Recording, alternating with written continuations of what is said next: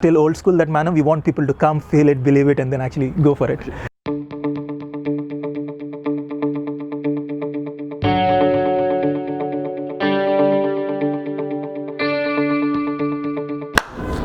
Welcome back, everybody. Rich Baker here with Monish from Ant Studio. Young entrepreneur, lots of ideas, some really cool products. Monish, thank you very much for taking the time to meet with me. Do me a favor, just introduce yourself and the work of Ant Studio. I'm Monish Siripurapu. I'm the founder of Ant Studio. We are basically a design studio who does like architecture, and now we're also researching into materials and where we can actually combine like a little bit of modern technologies and traditional methods together. So what's the mission that you're on right now? I mean, there are two things. One, as a studio, what we guys do, and personally what I like. Personally, what I really enjoy doing is playing with emerging forms and like new technologies. As a person, because I find it really fascinating to actually like follow the possibilities of what technology is actually enabling us to do.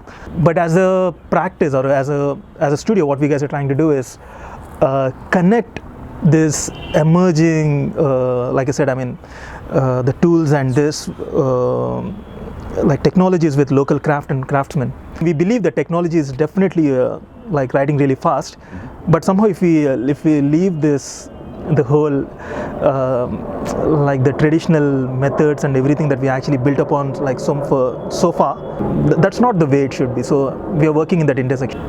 What is this? What are we looking at here, and why is it something that you've been spending so much of your time on?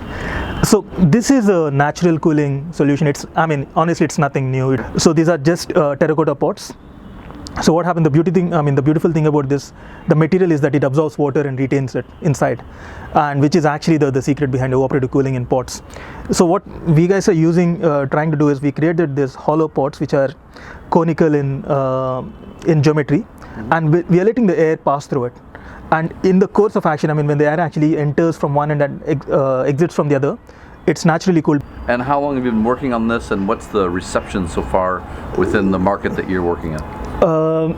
We have been working on it for the last 3.5 years, but it's only in the last 1 year that actually we got good recognition. You can say that our journey, what was earlier as a one-odd product, or like it was more about an art installation and how it can actually cater to one particular problem in a factory, turned into a startup. I mean, now we are working towards scaling up and how we can actually take this technology furthermore to fit in different scenarios. It could be indoors and in many other places. So that's what we are working on now. Cool. And we were talking a little bit earlier about how you're trying to develop kind of a decentralized model around this. Yes. Can you talk a little bit about why that's important and how are you going to get? If you want to talk about sustainability in a true sense, yeah, it has to be first like locally connected. It has to be locally centric, and our whole ideology is that we do the research. We can actually help generating the inquiries for these guys, but when it comes to the final manufacturing of these pots, especially whatever is the terracotta component in it, it should be executed in the villages. It's very labor intensive, yeah, and to bring these individuals out of poverty, they need trade, they need the way to make money. Yeah. But at the same time, you were saying that people are not really interested in being tradesmen and craftsmen anymore. How can you help to bridge that? Many of the families that are actually depend on the craft, yeah, the senior, the members in the family, they just still do that, but the younger generation, they don't want to do it. Right. The reason is very, very like simple. It's not rocket science. The craft, these people are actually shifting to other the fields which are more lucrative right now. Craft intensive in a way also means quality process challenges. Yes. So as you're going to try and scale this up, how are you approaching that? So the way we are approaching is this: we'll have a framework that is developed with the help of it could be machines or like within a factory environment, maybe set of people who can actually help us monitor that, right, maintain the consistency in the product. So their job will only be to travel to look at the products that these guys are manufacturing and maintain that consistency in the overall design of the product. Cool. How challenging has it been to turn your passion into a business? It is very, very challenging at the moment. For us, I think right now the biggest challenge is to scale it up, because we are really trying to connect with the people, the hardware on. I mean, we are trying, for example, the decentralized model is not very easy to work with. It needs a lot of work on field and going and talking to these people and making sure that actually their demands are met, because everywhere the costs are different. Financially, yes, I mean, we are looking at investors to finance, the fund our project, and who also believes in the same ideologies, because they know that, I mean, if you tell them, okay, we are decentralizing, maybe not many will be happy, because they know that we can get far more returns if we do a centralized system. So that's a challenge. How are you trying to change the conversation so it's more commercial, more economic, so you can fund yourself going forward? One of the things that we are really wanting to do is to set up a hub or an experience center wherein actually you can show to the people like what's the possibility of doing, like what is the way of actually approaching this.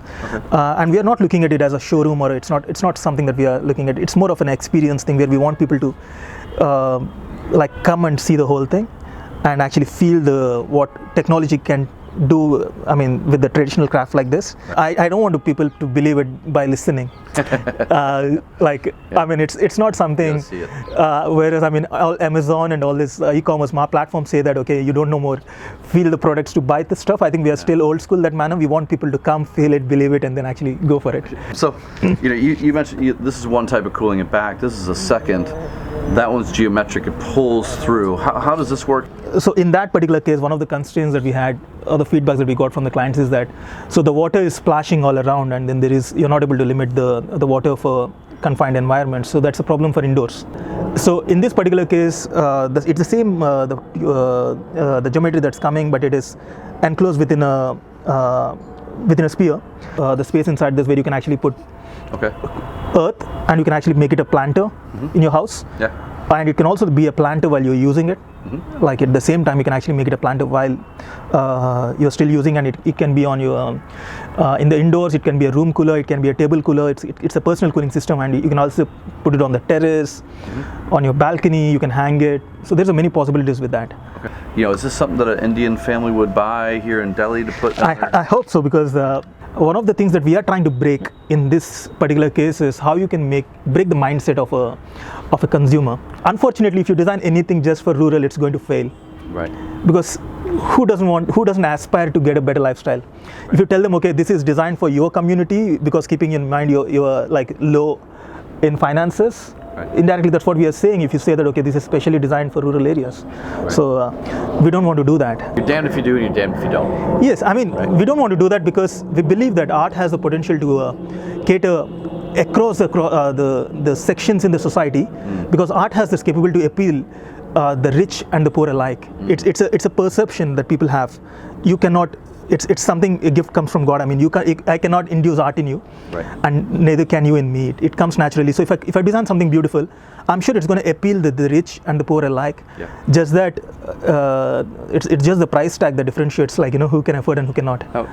It's difficult to scale. Technology, as most people think about it, is easier to scale. Yes. Are you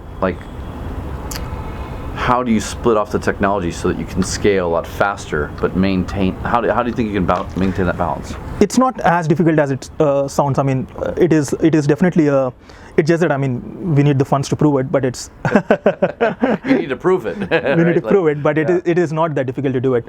So like with emerging tools like robotic fabrication, for example, if you talk about human robot interactive models that are happening, like things are already happening. You can actually do something in the small scale. The 3D printers can take it up, scale it up, and actually you can mass customize things. But there is something else in between. You can also mass customize and mass produce them. So what I believe in the future is the mass produce, the mass customized. You customize a certain models, like maybe 100 or 1,000, whatever. Then you mass produce those customized models for larger market, which is totally doable. It's not something that you cannot. So the thing is, I mean, neither we are talking about mass production nor mass customization, but in a way, like if you can mass produce already customized models, I think that's a possibility. What are 3 things you wish you knew before you got started? I have no training in business, so it's really interesting to see how things work, and I think I'm enjoying that part. But I think it's good and it's also bad. So that's one thing, and I wish I had known more about the Indian the craft scenario before.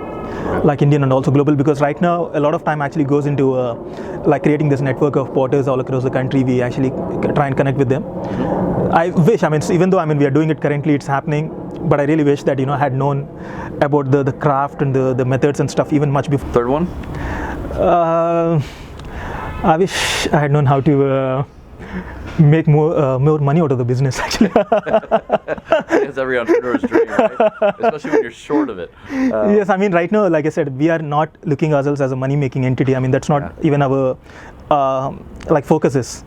But to actually make the like to serve, like to move faster, right, you definitely need certain bit of consistency. I mean, you always need patrons or somebody actually who believes in your ideas, right, to do that like that. So I think that's something I wish I had known this earlier. I could have been better prepared for that. But it's actually, Reid Hoffman, he's the founder of LinkedIn. He has this idea that it's not the biggest that wins, it's the fastest.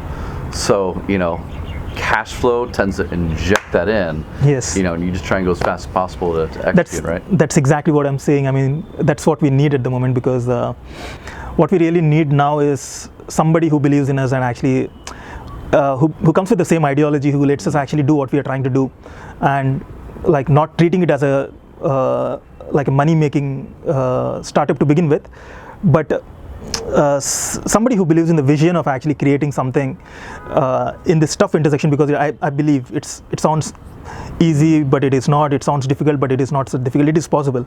Yeah. But yes, we need believers.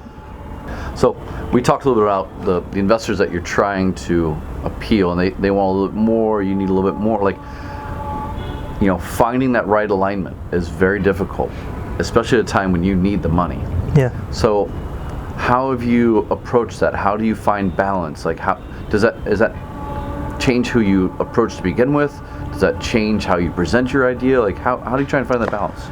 So at the moment, we guys are not really desperately looking for money, even though we know that we need it, because we have a couple of opportunities in the near future. I mean, we are really banking on that to start with. For us, I mean, fortunately, we had few investors who are really like keen on investing in the product. So that's not I mean, we find ourselves really lucky that ways, but the ideologies are not matching. I don't want the investors who are actually going to come on board eventually to start looking at it as something that going to make them billions or something after this thing. Right. That, I mean, for us, the main objective is to get it right, and I think money will come. Okay. So I mean, that's the hope that we have, but do the things in the right way, but not yes, fast is very important, but again, we don't want to actually end up in a scenario where the pressure is always about making big bucks. Yeah. I think we're happy innovating, so we wanted to innovate, the company that stands for innovation. So yeah. Great. So well, thank you very much. That's a good way to end on, actually, on it, right? Like, you want to be the company that's known for innovating. So yeah.